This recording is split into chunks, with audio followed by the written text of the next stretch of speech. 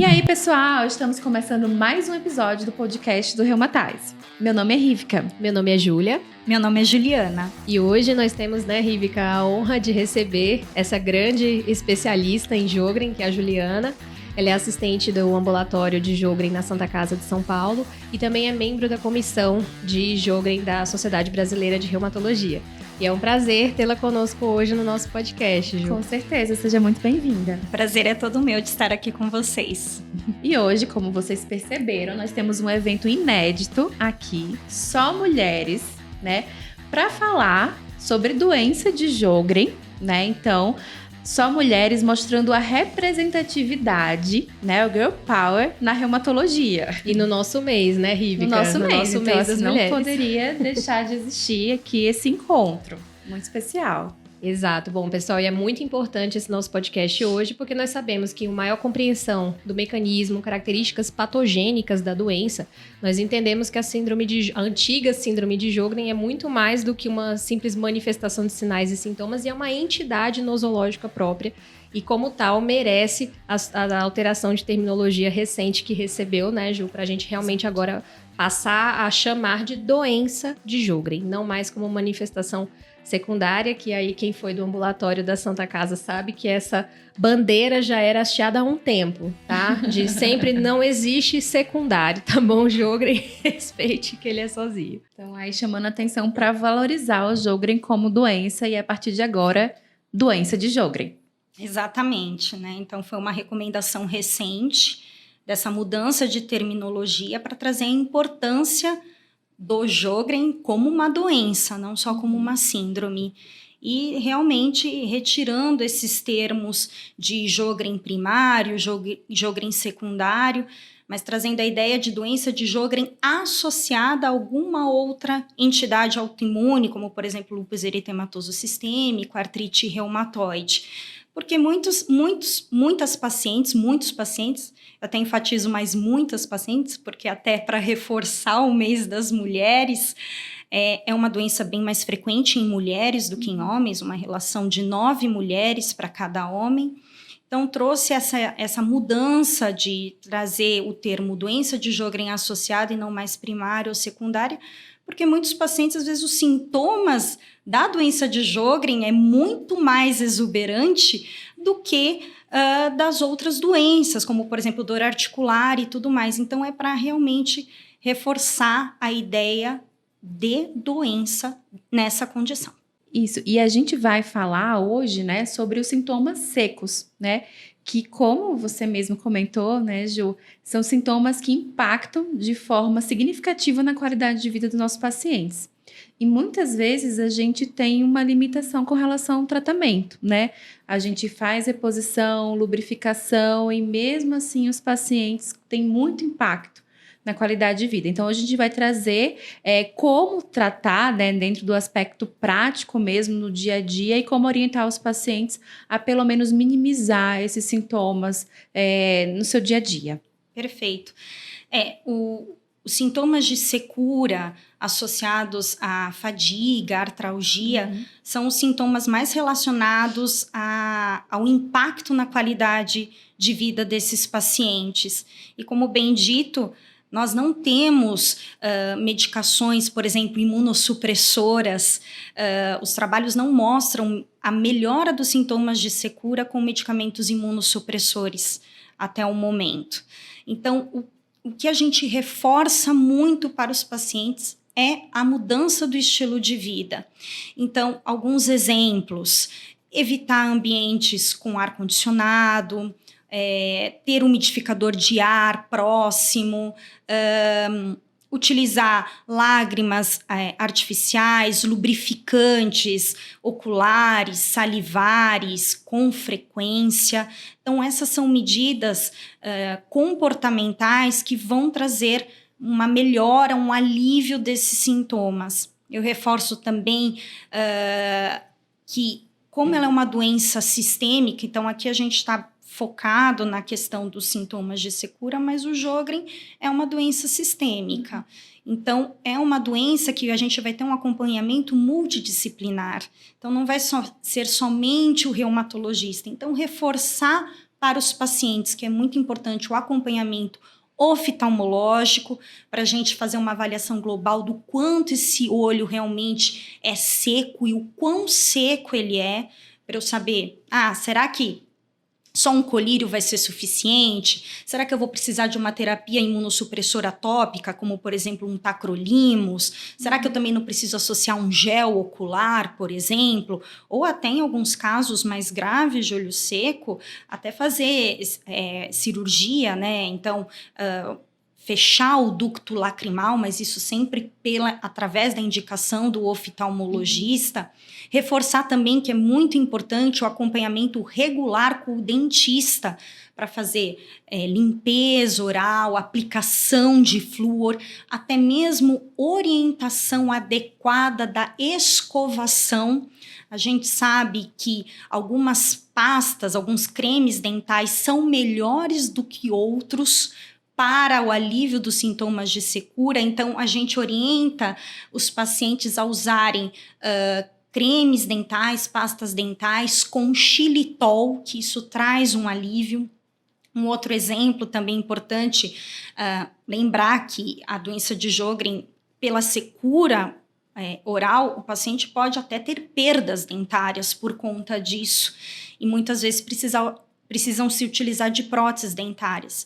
Uma outra recomendação que a gente faz é que a paciente, né, tire a prótese à noite, escove bem, escove a boca também, né, porque a gente não tem só que escovar os dentes, mas a boca, a língua, e guardar essas próteses em algum recipiente com líquido de Dakin. É um líquido até que os próprios dentistas utilizam para colocar o material deles, que isso também esteriliza aquela prótese e ajuda a aliviar os sintomas. Essas são algumas medidas que a gente pode se utilizar, né, e que estão relacionadas aos hábitos de vida.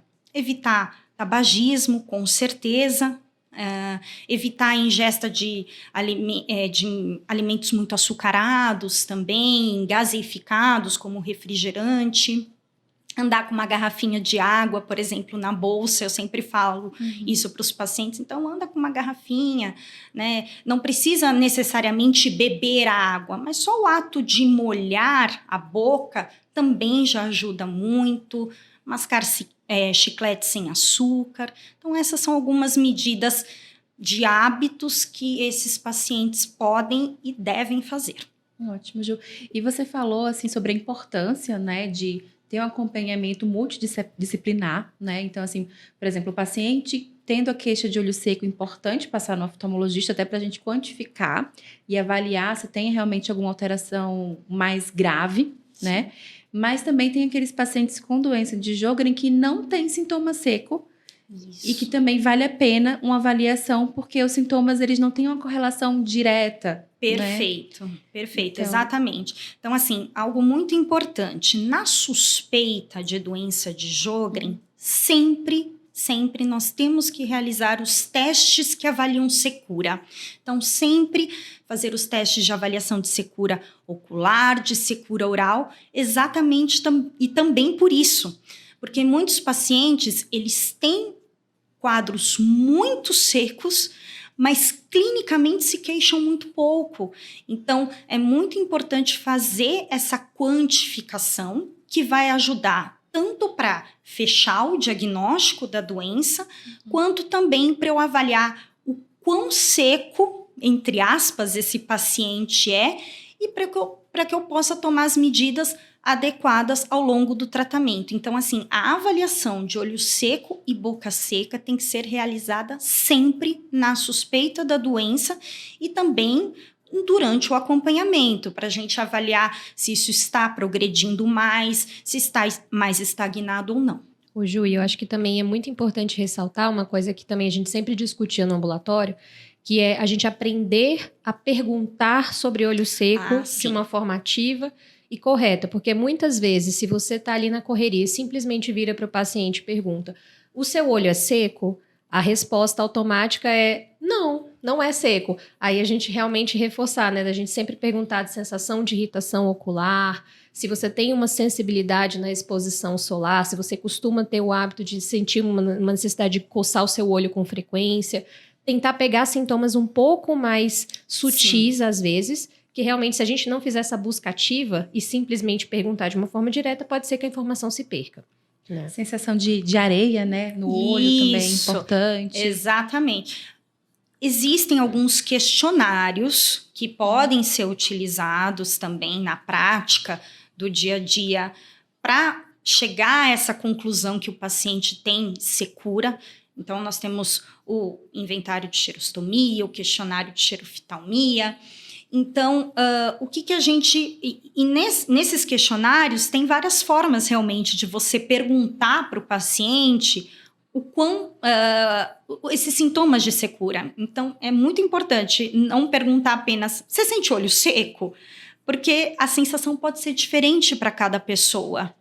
Então, por exemplo, a sensação de areia nos olhos, né? Dificuldade, por exemplo, para dirigir à noite, pode ser uma manifestação de olho seco. Dificuldade para leitura também pode ser uma manifestação, né? Ardência, sensação de ardência nos olhos. A boca, a mesma coisa, né? Você tem dificuldade para mastigar alimentos mais secos, né? De engolir, de mastigar, Então, essas são formas que a gente pode perguntar para o paciente, né? Uma bolacha, água e sal, por exemplo. Você mastiga e engole com facilidade ou você precisa tomar um gole de água para conseguir engolir? Isso é uma maneira de perguntar.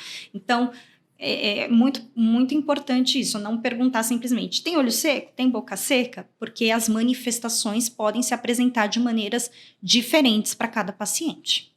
E existe também aquele questionário que é o OSD. Exatamente. E aí esse questionário, até existe a recomendação de a gente utilizá-lo, né, mais na nossa prática, que ele vai avaliar tanto em relação a sintomas oculares, mas também o impacto em relação à qualidade de vida, e o impacto no trabalho, né? E também a influência do ambiente nos sintomas, na piora dos sintomas de secura ocular. E baseado nesses sintomas, né, de acordo com a recomendação do EULAR 2020, ele até pede para a gente graduar e até sintomas acima de 33 ele considera como sintomas de maior gravidade. Perfeito. E a gente indicar, mudar, né, o tratamento, não ficar só na lubrificação. Isso. E a gente pensar em agregar um tratamento anti-inflamatório também associado. Isso, até imunossupressor, como eu disse anteriormente, o tacrolimus, e até em alguns casos fazer a obstrução, né, cirúrgica, né, o fechamento do ducto lacrimal pode ser uma possibilidade nesses casos de pacientes, né, com um OSD mais elevado. Quando a gente faz a avaliação, né, quando eu digo que nós temos que fazer a avaliação do olho seco e da boca seca para todos os pacientes com doença de Sjögren, a gente tem que lembrar que essa avaliação é através de testes subjetivos, que seriam esses questionários, e existem vários.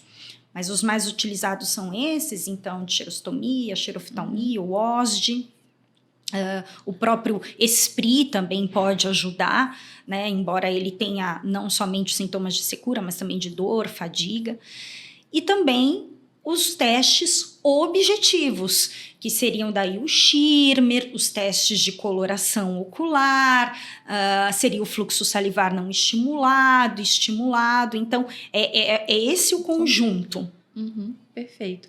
Então, assim, quem não conhece o OSD, a gente vai deixar aqui na descrição os detalhes de como que é feito, né? Mas, basicamente, são feitas várias perguntas, como eu comentei anteriormente, e a gente vai graduar cada pergunta de 0 a 4, né? Se o paciente não tem, até o paciente tem o sintoma persistente o tempo todo, e aí no final a gente vai somar esses valores para a gente graduar, para avaliar esses sintomas de gravidade. Então é importante a gente começar a usar mais no nosso dia a dia também, para entender, perceber melhor, aumentar a nossa sensibilidade na percepção do sintoma ocular, né? E Ju, em relação aos testes objetivos que nós temos disponíveis, você poderia comentar um pouquinho sobre quais eles são, quais seriam a escolha quando a gente for entrar em contato, se possível, com um colega oftalmo? O que seriam, né? Se você puder comentar um pouquinho pra gente. Sim. Então, os que a gente utiliza, né? Então, na parte da oftalmologia, nós temos alguns e eles têm uma sequência que precisa ser respeitada. Então, nós vamos primeiramente fazer o Schirmer, e que vai dar uma graduação em milímetros, através de tirinhas, né, de 2 tiras. Então, são colocadas em ambos os olhos essas tiras milimetradas. E essas tiras têm uma padronização já, né, uma padronização mundial.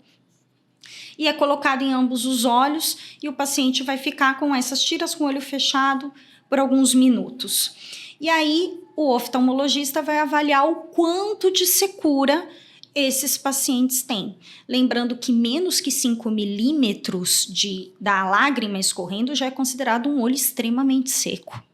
E muito importante também frisar que o paciente ele não precisa ter ambos os olhos secos. Pode ser apenas um dos olhos, eu já considero esse Schirmer positivo. Depois do Schirmer é que então o oftalmologista vai fazer os testes de coloração ocular com os colírios, porque se ele colocar antes, ele vai interferir no resultado do Schirmer. Então, depois do Schirmer é feito o teste de ruptura lacrimal e depois os testes de coloração ocular, que hoje a gente recomenda o uso da fluoresceína e da verdilisamina. Por quê?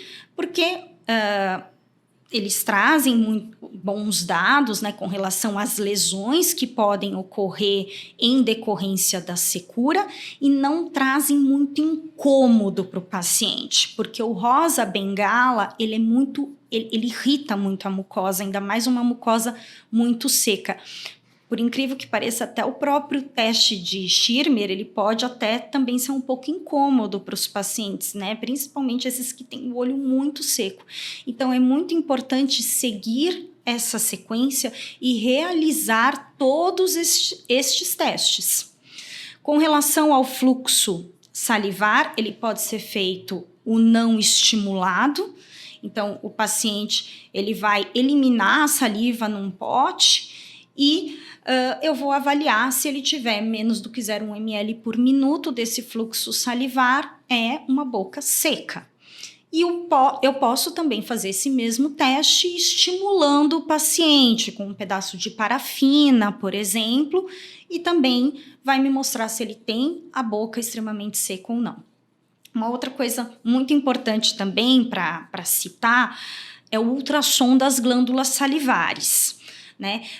Ele nos auxilia com relação ao diagnóstico, porque eu vou avaliar nesse ultrassom o quanto de alteração da ecogenicidade das glândulas eu vou ter, então, tanto das glândulas parótidas bilateralmente, quanto submandibulares bilateralmente, e os trabalhos mostram que existe a correlação de que quanto maior o grau dessas alterações, provavelmente piora a secura da boca desses pacientes. Então, o ultrassom, ele tem um papel muito importante também. Hoje, para nós da reumatologia, a gente sabe disso, porque ele é um exame não invasivo e que traz muitas informações, tanto para diagnóstico, quanto para prognóstico, quanto para sintoma. Mais uma indicação do ultrassom para a gente, sim, né, da reumatologia. E aí, quem ainda não faz ultrassom, tá na hora de fazer. Agrega bastante no nosso dia a dia. E Ju, com relação aos cuidados, né, as orientações para o paciente que vai fazer o teste do fluxo salivar, né? Porque a gente já quer fazer, por exemplo, suspeitou lá no consultório, a gente já quer imediatamente fazer. Na verdade, não, né? O paciente tem que estar em jejum, né? De preferência, até não realizar escovação dentária quando vir para fazer o fluxo, porque tudo isso pode interferir no resultado final. Até alguns medicamentos a gente recomenda também não realizar no dia, para não interferir no resultado do fluxo salivar. Medicações que possam, né, obviamente, ser suspensas, a gente também recomenda não utilizar. E falando assim de medicações, né? A gente usa muito, né? Nossos pacientes acabam usando muito antidepressivos, né? Sim. Principalmente aí os tricíclicos, que aí eles vão atuar, né? Piorando os sintomas de secura e atrapalhando bastante a nossa investigação. Como que a gente deve orientar esses pacientes, né? Quanto tempo antes a gente deve pedir para suspender? Se a gente vai suspender, o quanto que influencia? Perfeito. Então, assim, a gente suspende com relação à meia-vida das medicações, né, para fazer os testes. Mas, na prática, né, a gente acaba utilizando realmente porque a gente pesa risco-benefício dos pacientes. Se a gente for avaliar, todos os antidepressivos podem causar sintomas de secura. Alguns mais, como os tricíclicos, como você bem disse. Mas tem pacientes que precisam daquela medicação para trazer qualidade de vida.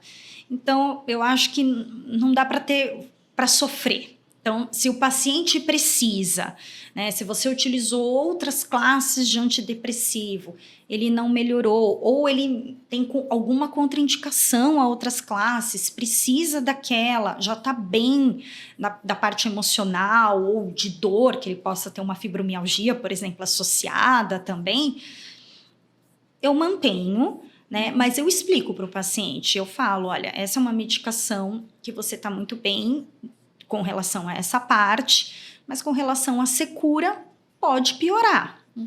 E aí, eu parto para... Eu fortaleço a importância das outras medidas. Então, manter os hábitos de ter um umidificador de ar, ou até mesmo, às vezes, uma bacia com água no quarto também já ajuda bastante. Ingerir bastante água. Então, para minimizar, né? Exatamente. Mas eu acho que tem que pesar risco-benefício, porque todos os antidepressivos podem levar a sintomas de secura. Antiparkinsonianos, e aí não tem como não tratar. Né? Antihipertensivos, lembrar também. Diuréticos. E aí não tem muito o que a gente possa, né? E assim, pensando na suspensão pontual para fazer o exame, para avaliar a investigação inicial, a gente poderia, por exemplo, pensar em suspender aí 3, 4 meias-vidas. Isso, exatamente. E aí a gente faz o teste e posteriormente retorna o uso da retoma se a gente não tiver outra medicação para substituir. Até porque a gente tem que lembrar que as medicações elas ainda permanecem um tempo, né, circulando no nosso organismo, né? Então, não vai ser simplesmente suspender que pode trazer algum problema mais grave. Mas, claro que sempre pesando o risco-benefício, né? Mas a gente sempre tenta suspender 3, 4 meia-vidas e faz os testes objetivos de secura. E Ju, pensando assim nessa questão de sintomas e uso concomitante de medicações, que é uma coisa super comum, se a gente está pensando num cenário diagnóstico ainda, você teria alguma dica em termos de fosse intensidade de sintomas ou sintomas mais específicos que naqueles pacientes com o uso de medicações potencialmente causadoras, por exemplo, do olho seco ou da boca seca, aumentassem a nossa probabilidade de... o nosso pensamento, o nosso valor preditivo, de pensar, poxa, peraí, esse aqui tudo bem que ele está usando um tricíclico, tudo bem que ele está com um antipertensivo que é um potencial causador, mas nesse, ele merece a minha atenção maior. Você teria uma dica em termos de sintoma?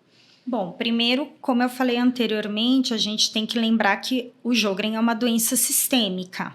Então, tem pacientes realmente que preponderam os sintomas de secura, obviamente, mas tem aqueles pacientes que também vão ter outras manifestações. E, claro, que esses vão ser os pacientes que eu vou pensar. Não é só o medicamento, não é só a idade, né? Não é só a questão da menopausa que está fazendo com que esses pacientes tenham esses sintomas de secura. Outra coisa também que ajuda muito é a expertise, por exemplo, dos colegas que estão avaliando junto comigo. Então, por exemplo, o oftalmologista, né? O oftalmologista que atende muito olho seco, e lembrar que é uma queixa muito frequente, né, na vida do oftalmologista, o olho seco. Ele sabe, ele fazendo os testes de coloração ocular, fazendo o teste de Schirmer, ele mesmo já analisa e fala, olha, acho que aqui está muito seco, acho que não é só o medicamento.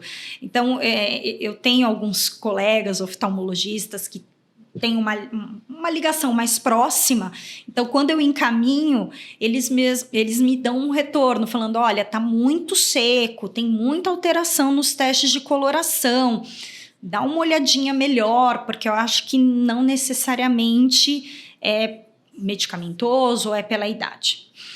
Também os exames laboratoriais, né? Então, os pacientes vão ter exames laboratoriais que vão mostrar algumas alterações para a gente. Então, você pode ter, por exemplo, num hemograma, os leucócitos, linfócitos um pouco mais baixos, provas inflamatórias mais elevadas, VHS, PCR. A gente pode encontrar uma eletroforese de proteína com picos policlonais, que estão muito frequentes na doença de Sjögren. Os pacientes podem ter fator reumatoide positivo, podem ter FAM positivo, anti-RO, anti-LA, complemento baixo. Então, tudo isso somado vai me fazer pensar, acho que não é só uma causa medicamentosa, né? Tem algo a mais.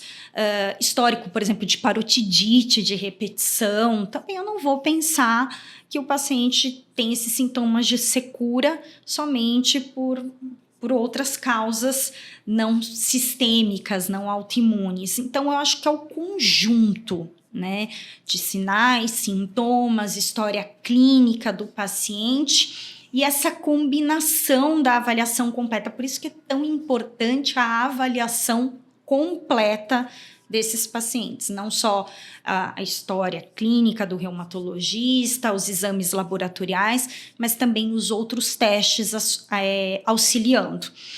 Agora, se eu tenho uma dúvida muito importante ainda, e esses exames não me mostram muita coisa, que isso pode acontecer, aí eu parto para a biópsia de glândula salivar menor. Então, hoje, a indicação da biópsia de glândula salivar menor é isso, pacientes que eu tenho a suspeita da doença têm anti-RO negativo, e também uma outra indicação muito importante é com relação ao prognóstico, porque a biópsia ela não auxilia apenas para o diagnóstico, mas ela também me traz muitas informações prognósticas. Uhum. Exatamente. E aí, assim, focando, né, nos pacientes com olho seco, né? Vamos começar a tratar, né? Então, a gente já fez as orientações ambientais em relação aos cuidados. Acho que vale a pena a gente só acrescentar também em relação a cuidados com o uso de telas, que a gente sabe Sim. Também que influenciam, né? Até a angulação, né? Já vi algumas recomendações de só a gente colocar a angulação da tela um pouquinho mais baixa, a gente já tem a tendência de fechar um pouco mais os olhos. Isso, piscar, né? Ter o hábito, que é isso que acontece, né? Com relação às telas. Quando a gente fica muito tempo na frente do computador, na frente do celular, a gente diminui o ato de piscar. E isso, consequentemente, faz com que eu diminua a produção de lágrima. Então, eu falo para os pacientes, lembrem de piscar, lembrem de parar, piscar, para contribuir com a produção da lágrima. Uso de lente de contato, né? Sim. Que deve ser desaconselhado, porque também piora, né, a secura. Mas agora vamos falar em relação à lubrificação, né? Então, o paciente já chega muitas vezes usando o colírio, que ele fala que melhora bastante, usa várias vezes ao dia, mas a gente tem que ter o cuidado de ver qual colírio que está usando e a gente fazer algumas orientações em relação ao uso de conservantes, né? Como que a gente pode orientar melhor nos pacientes? Perfeito. Então, evitar colírios com conservante, né? Porque eles pioram os sintomas de secura ocular. Uma coisa muito importante, orientar os pacientes, mesmo que eles não sintam. Então, eu fechei o diagnóstico de doença de Sjögren, A gente fez os testes de secura ocular, vimos que esse paciente tem secura. Então, uma coisa que eu sempre recomendo para os pacientes, utilizarem com frequência o colírio, independentemente dele estar sentindo secura ou não. Por quê? Porque alguns pacientes, eles podem ter alguns graus de neuropatias e não sentir que o olho está seco. E o olho está extremamente seco, com risco até de fazer lesões, ulcerações. Então, eu recomendo que eles utilizem pelo menos 4 vezes ao dia os colírios. E sem conservantes, de preferência. A gente pode também orientar eles a colocarem géis oculares durante a noite, porque até na Santa Casa foi mostrado para a gente pacientes, foram filmados esses pacientes com o olho extremamente seco, com doença de Sjögren, piscando, fechando os olhos, ficando um bom tempo com o olho fechado e abrindo. No ato de abrir, ocorrem várias microlesões nos olhos. Então, o gel ocular impede, né, acaba barrando um pouco para que isso ocorra. Então, ele funciona como um lubrificante mesmo, né, desse longo tempo que o paciente fica com os olhos fechados. Então, a gente orienta a utilizar. Então, pelo menos 4 vezes ao dia, o paciente tem que usar os colírios. E, se necessário, o gel ocular durante a noite também. E assim também, existem alguns colírios que se mostram melhores do que outros. Então, a própria oftalmologia, eles orientam, o olho extremamente seco, usa este colírio, né? Ou não tão seco, pode até ser esse. Acho que hoje um grande problema que a gente barra com relação aos colírios é a questão do preço. Então, como os pacientes usam muito, eles acabam tendo um gasto adicional razoável. E bons colírios costumam ser mais caros. Com relação a tratamento medicamentoso, além dos colírios, além dos géis oculares, a gente não tem trabalhos que mostrem, por exemplo, que imunossupressores sistêmicos tragam melhoras da secura. A gente tem alguns trabalhos que mostram algum benefício, mas com fraca evidência, para algumas medicações sistêmicas, como, por exemplo, o ômega 3 de peixe, como, por exemplo, a pilocarpina também, que pode trazer uma melhora, mas lembrar que a pilocarpina traz efeitos colaterais importantes em alguns pacientes, principalmente cuidado em pacientes idosos, que é justamente a população que geralmente a doença de Sjögren acomete mais, né, a partir dos 50 anos. Então, a gente pode também se utilizar da pilocarpina em alguns casos. E com relação à boca seca, além, né, da saliva artificial, que também não é barata, também é cara, e de uns tempos para cá eu tive alguns pacientes até que tiveram dificuldades para encontrar saliva artificial. As pastas de dentes, como eu orientei, com xilitol. Você também pode se utilizar da pilocarpina, né, em casos mais graves. O Eular traz a recomendação, por exemplo, da N-acetilcisteína, mas também com fraca evidência. Então, são medidas que podem ser utilizadas. Agora, imunossupressor, prednisona, cloroquina, hidroxicloroquina, azatioprina, metotrexate, mesmo terapias biológicas, imunossupressoras mais potentes, até o momento não mostrou grandes benefícios para esses sintomas. E Ju, você comentou sobre a pilocarpina, né, principalmente para os sintomas de xerostomia, mas também com algum benefício para a xeroftalmia. Sim. Também. E aqui a gente está falando da pilocarpina porque é o que a gente tem acesso, né? Aqui Sim, no nós Brasil. Temos a cevimelina. E aí para conseguir aqui seria por importação, que dificulta, alto custo. Mas então, nossos pacientes que a gente for começar a pilocarpina, né? A gente tem que ter também alguns cuidados, né? Algumas contraindicações.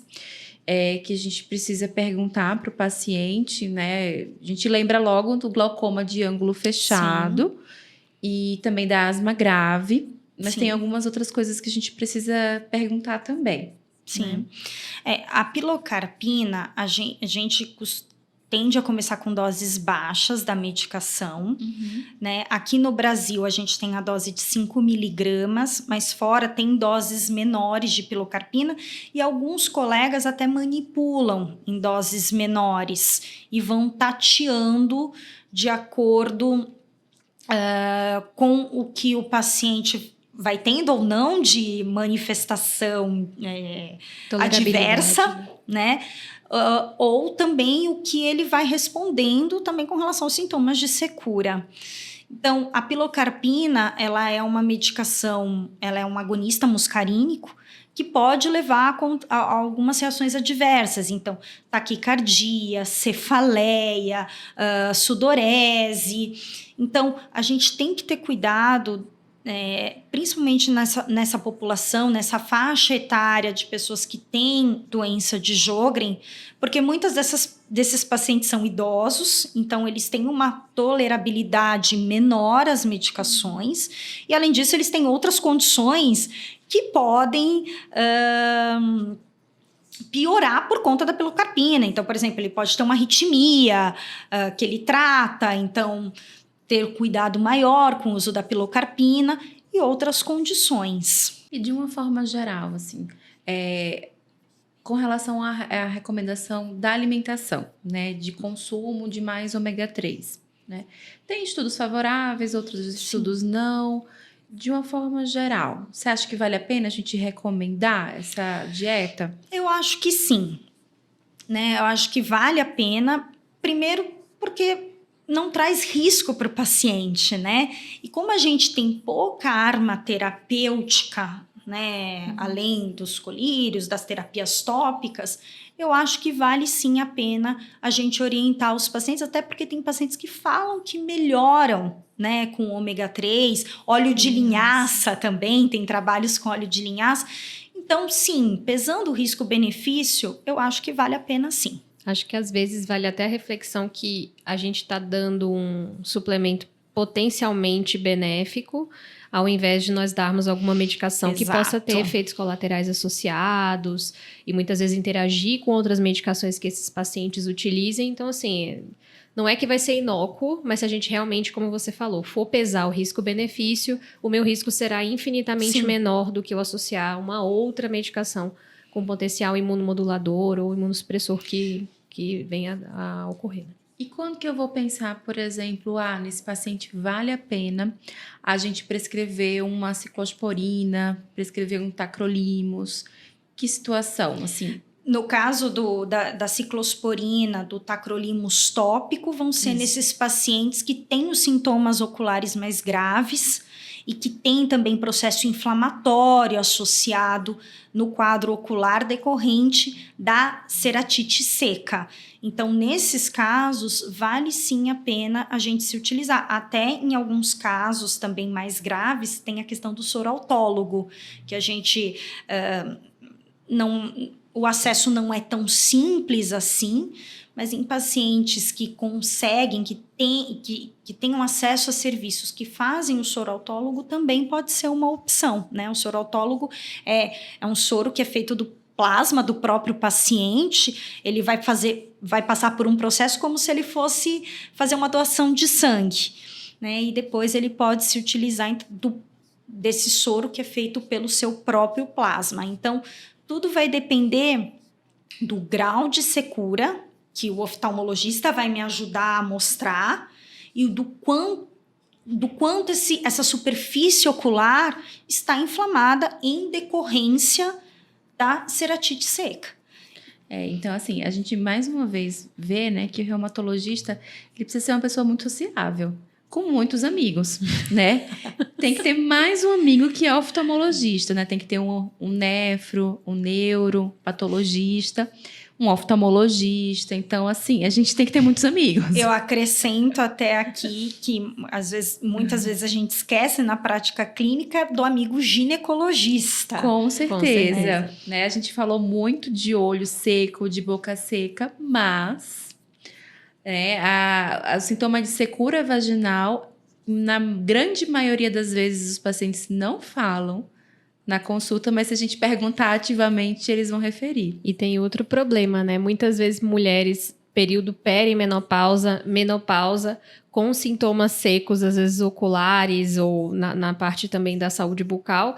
Junto tem uma dispareunia, tem outras queixas, né, Ju, que também pode passar batido. Então, você pode comentar pra gente um pouquinho desses sintomas? Com certeza. Eu acho que os trabalhos mostram, a vida do dia a dia do reumatologista mostra que muitas mulheres têm doença de Sjögren, mas não sabem que tem a doença. Exatamente por acharem que os sintomas que elas têm está relacionado à menopausa, à idade. Então, isso contribui para ser uma doença tão subdiagnosticada. Então, perguntar com mais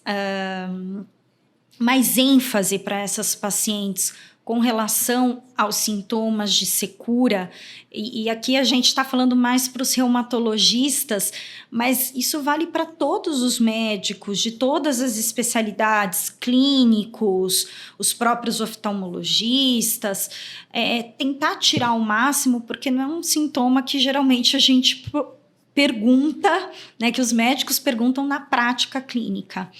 E isso faz com que muitas pacientes achem, isso não é nada, é da menopausa, é da idade. E eu coloco aqui bem a questão, como vocês bem disseram, da secura vaginal. É uma queixa frequente nessas pacientes que traz um impacto muito importante na qualidade de vida, na qualidade sexual delas.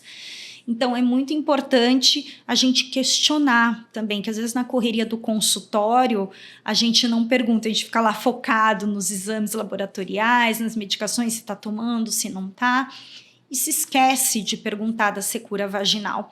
Então, reforçar para as pacientes a importância, caso elas estejam passando por esse problema, de acompanhar com o ginecologista.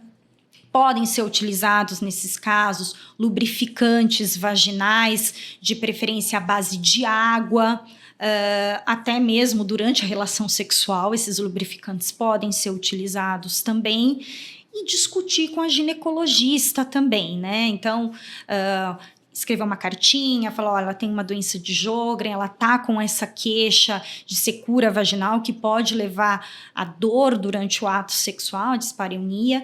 Então, muito importante isso, questionar. Então, a gente orienta, né, que pode ser utilizado lubrificantes vaginais, géis vaginais, mas de preferência à base de água.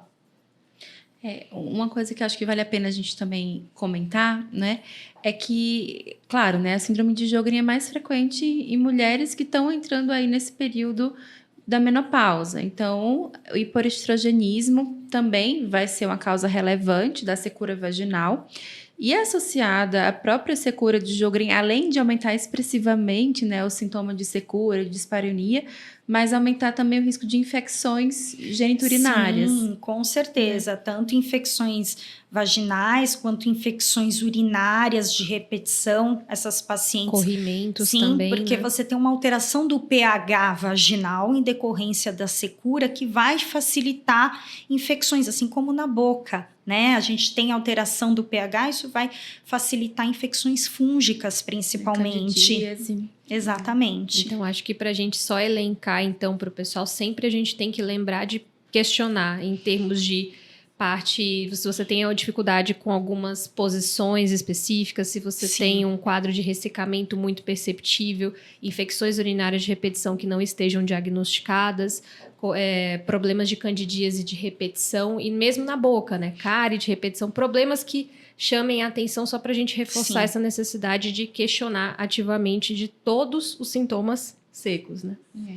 E aí eu vou entrar agora numa área né, que a gente tem um certo receio, né, que é a reposição hormonal. Sim. Né, como a gente comentou, né, nossos pacientes estão numa fase de hiperestrogenismo e vão perguntar também sobre a possibilidade de terapia de reposição hormonal até para melhorar esses sintomas de secura associada a isso, né?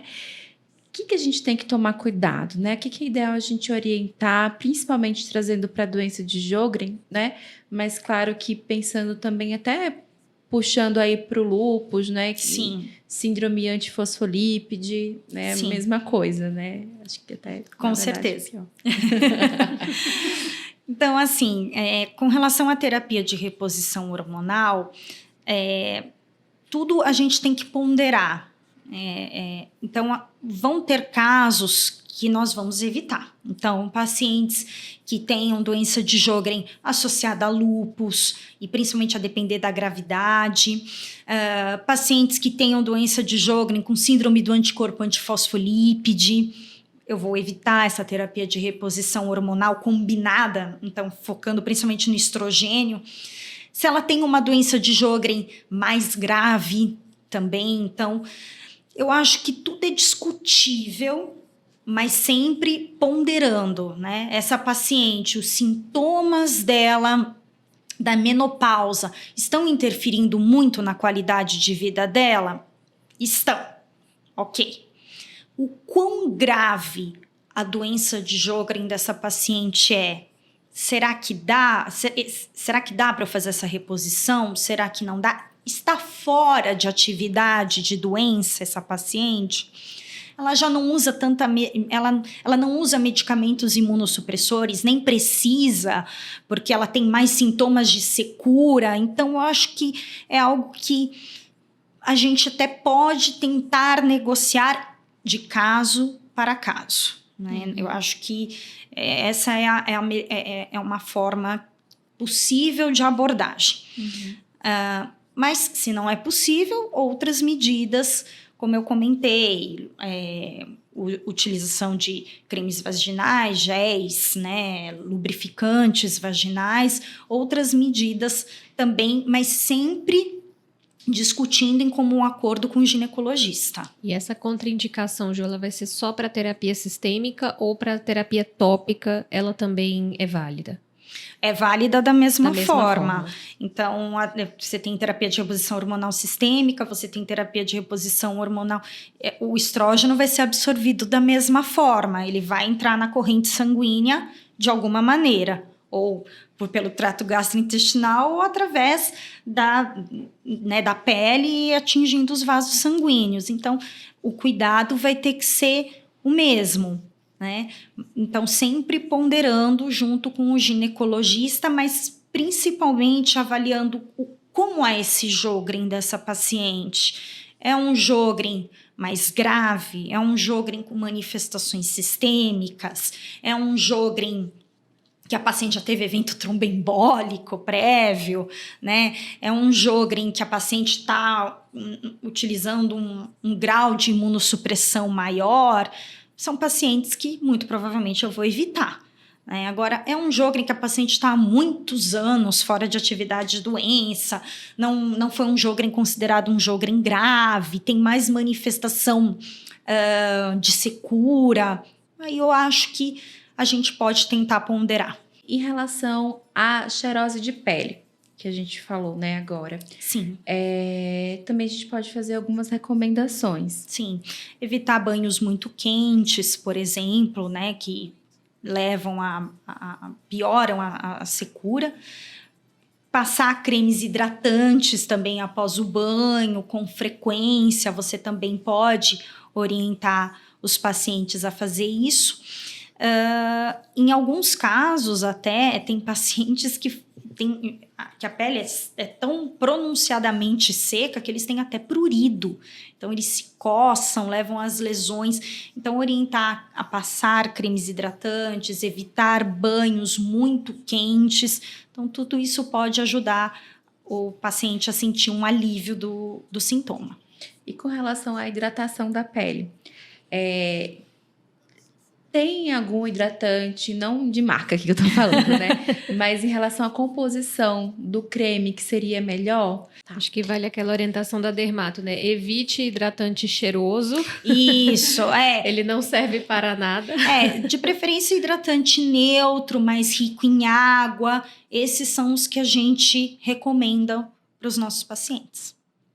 Em relação a sintomas de vias aéreas, né? Muitos pacientes reclamam de tosse, às vezes tosse crônica, Sim.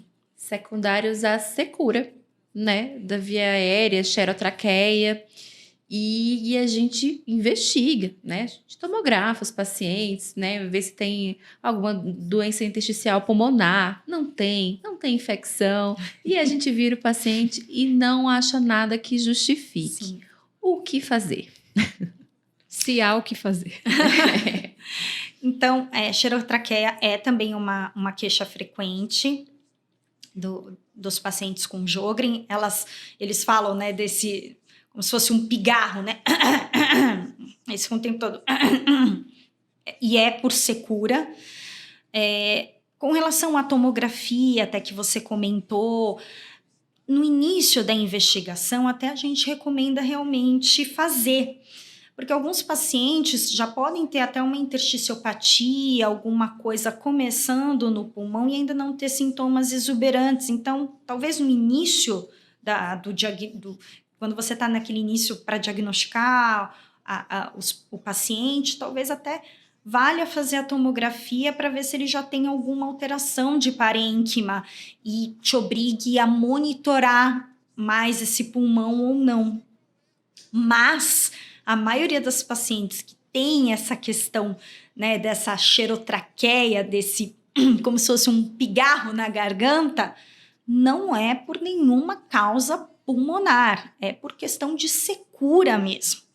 Então, a gente pode se utilizar de alguns mucolíticos, por exemplo, a N-acetilcisteína pode ajudar, orientar, como eu comentei anteriormente, né, da paciente andar com uma garrafinha de água na bolsa, ou ter sempre próxima, estar sempre hidratada, mascar chicletes, por exemplo, sem açúcar.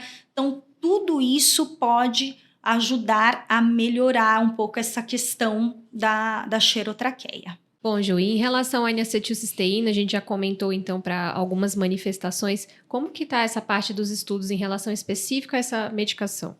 Perfeito. Então, a N-acetilcisteína é um agente mucolítico antigo, já utilizado para muitas condições clínicas. A gente sabe que, além de ser um agente mucolítico, ele é um agente antioxidante também.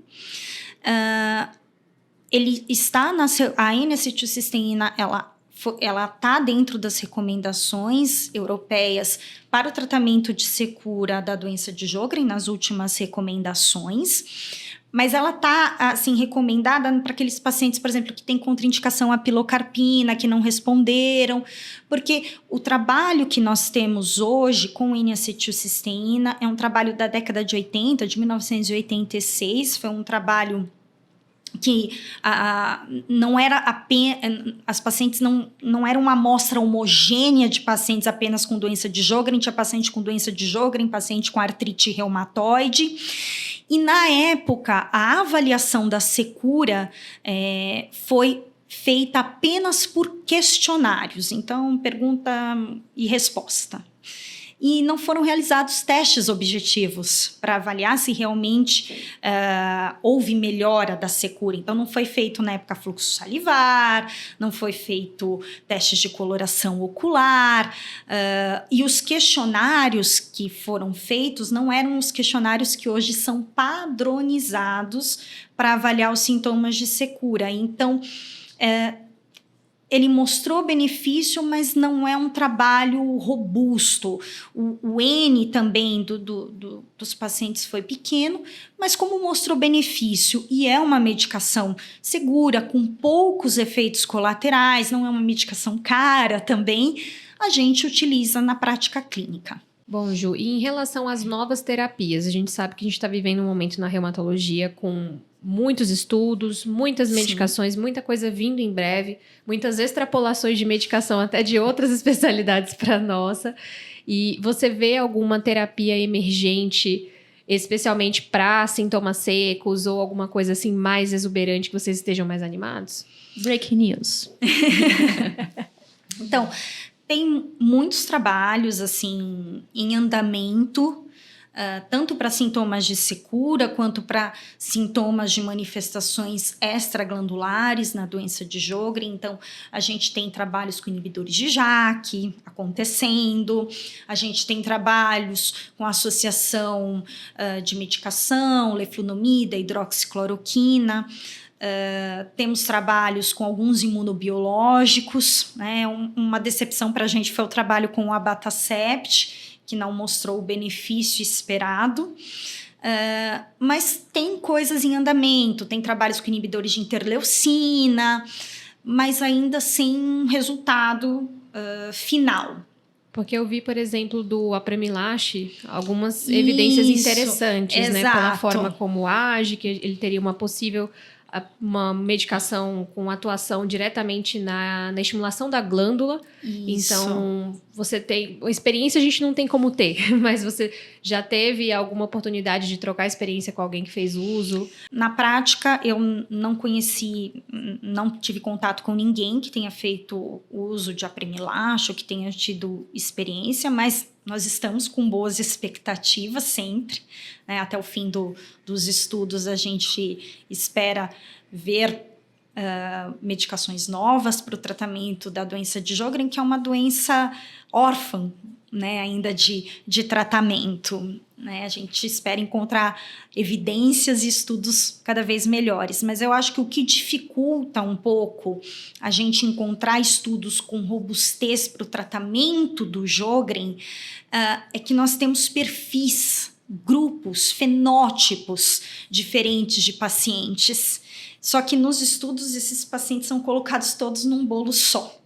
Então, a gente tem pacientes que têm mais sintomas extraglandulares do que glandulares, tem pacientes que têm muitas alterações laboratoriais, tem aqueles que têm menos. Então, eu penso que, como esses pacientes são todos colocados nesse bolo nos estudos, por isso que a gente tem poucos trabalhos com medicamentos mostrando benefício na doença. Eu acho que quando isso foi até comentado no Congresso Americano de Reumatologia, numa mesa do Congresso Americano de Reumatologia, que existem perfis diferentes de pacientes com Sjögren, que nos estudos para tratamento são colocados no mesmo bolo, e é claro que eles vão ter respostas diferentes, porque são perfis diferentes de pacientes. Então, eu acho que a partir do momento que a gente conseguir definir um pouquinho melhor ou conseguir separar melhor esses pacientes, os estudos podem mostrar um benefício maior com os tratamentos. Com certeza. Que não é a medicação, é para quem a gente dá a medicação. Exatamente, a individualização do tratamento. Aquilo que a gente fala tanto na artrite reumatoide, no próprio lúpus eritematoso sistêmico, provavelmente na doença de Sjögren também seja assim.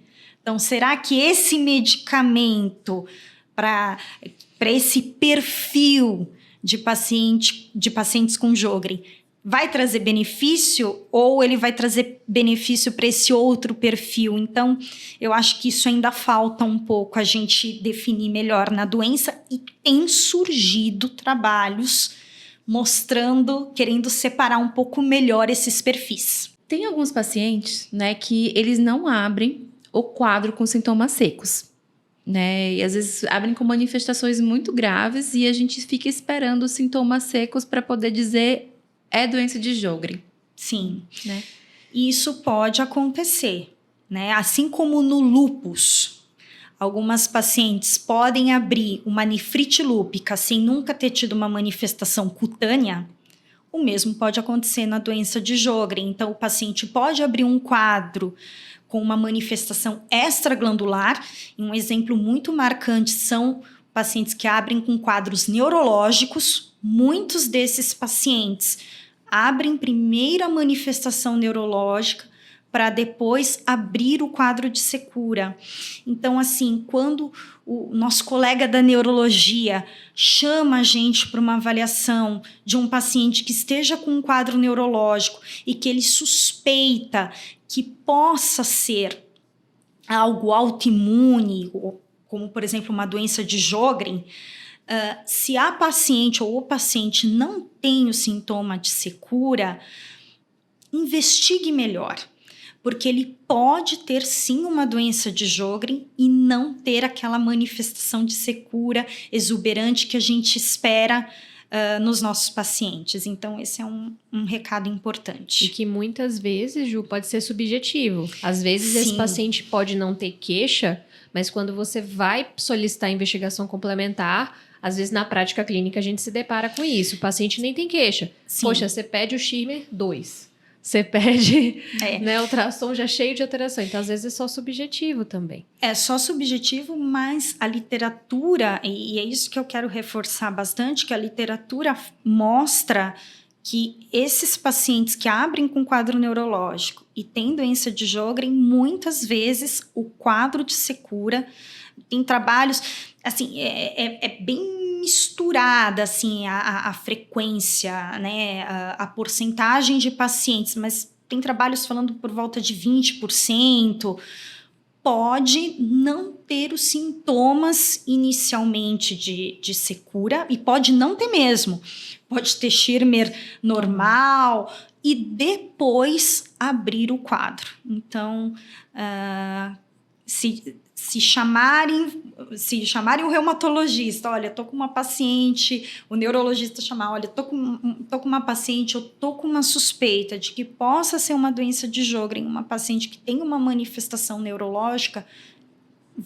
e a paciente ou o paciente fala, eu não tenho sintomas de secura, isso não é Sjögren, calma. Não fique bravo. Pode ser doença de Sjögren, sim, sem a manifestação de secura. E isso vale para as outras manifestações também. Eu reforcei aqui do quadro neurológico, porque isso é muito frequente, né? Mas isso também pode acontecer em outras manifestações. Então, nem sempre o paciente vai ter secura. Então, por isso até que a gente enfatiza os novos critérios, né, de classificação de 2016 da síndrome de Sjögren, né, que está como critério de classificação para a síndrome de Sjögren pelo ano, que ele não obriga o paciente a ter sintoma de secura para você inseri-lo no critério de classificação. Lembrar, né? Critério de classificação é para estudo, mas sim, muitas coisas a gente extrapola para a nossa prática, né? Então, essa é a importância. Os critérios de classificação novos, eles não obrigam que o paciente seja inserido se ele tenha manifestação de secura. Não, ele pode ter manifestação extraglandular que me faz suspeitar. Com relação à cintilografia de glândulas salivares, né? Porque a gente falou de vários testes objetivos, a maior parte deles estão dentro dos critérios classificatórios, a cintilografia não está, né? Qual que é, na verdade, a relevância na prática para a gente ainda pedir, quando pedir esse exame? Perfeito. Então, a cintilografia de glândulas salivares, ela não está inserida nos critérios de classificação porque ela é um exame inespecífico. Ela não é um exame específico de secura da doença de Sjögren. Qualquer coisa que o paciente tenha que possa levar a secura pode alterar o resultado da cintilografia de glândula salivar. Então, a gente tem muitas causas de secura. Medicamentosas, como já dito, idade, alguns vírus, por exemplo, hepatite C, doença enxerto versus hospedeiro, radiação de região de cabeça e pescoço. Isso tudo pode alterar a cintilografia de glândula salivar. Então, quando que eu vou pedir? Eu vou pedir quando eu quiser fazer uma avaliação do quanto de secura esse paciente tem na região bucal. Então, para avaliar, ele saiu Ele não é um exame diagnóstico, mas ele pode me ajudar a avaliar o quão comprometido esse paciente tem as glândulas salivares, por exemplo, quanto esse fluxo salivar está diminuído ou não. Então, ela pode me auxiliar nesse sentido. Então, isso pode agregar, né, no tratamento, porque se eu sei o quanto de secura essa paciente tem na região oral, por exemplo, isso vai me fazer com que eu oriente ela a ir mais vezes, por exemplo, no dentista. Então, fazer aplicação mais vezes de flúor ou não. Isso pode fazer com que eu oriente mais com relação aos hábitos de vida, né? Mas hoje, se eu for avaliar bem, eu quase não peço cintilografia mais, né? O que eu tenho pedido mais? O ultrassom, porque ele traz essa informação também e informações adicionais que a cintilo não me traz. Porque o ultrassom, ele me mostra o grau de comprometimento daquela glândula e ele também pode me auxiliar, tem trabalhos correlacionando o ultrassom até com o prognóstico da doença. Então, quanto maior o grau do Omeract, né, que é um grau que é uma classificação que a gente faz, maior pior o prognóstico da paciente. Então, até risco, por exemplo, de linfoma, de alguma glândula salivar, também pode me trazer. Então, a cintilografia, na prática, a gente tem utilizado cada vez menos. A gente tem utilizado muito mais o ultrassom porque ele me traz muito mais informações. Por exemplo, ele também pode me mostrar a presença de linfonodo ou não, que pode ter até mesmo na região da glândula. Então, hoje a gente utiliza mais. A gente acha até que o ultrassom, ele pode até entrar em algum momento nos critérios de classificação da doença, de tão importante que ele tem sido para trazer informação para a doença. Perfeito. Então, a gente aqui revisou sobre como abordar, né, os sintomas secos, e não só perguntar, tem olho seco, boca seca, né? Então, além de como abordar, tentar graduar essa gravidade, que isso vai influenciar também na escolha terapêutica, entender que nem todos os pacientes vão ter a queixa de secura e quando a gente faz os testes objetivos já podem ter alterações, então por isso que vale a pena todos os pacientes em que existe a suspeita, né, de doença de Sjögren passar em uma avaliação com o oftalmologista. E, além disso, né, a gente viu sobre quando e como escolher a melhor terapia, né?